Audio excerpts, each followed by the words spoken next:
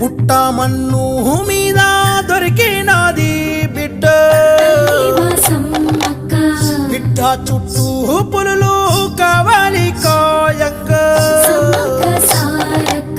బిగపట్టిన ఏడుపులో భీకర శబ్దాలే కాలమే మహిమకు మొక్కే శతాబ్దాలే మేడారం అంటేనే నిండు కళ త్యాగాన్ని కొనియాడే కుంభమేళ తడిమి తుడిచేను తల్లి కంఠధార సమ్మక్క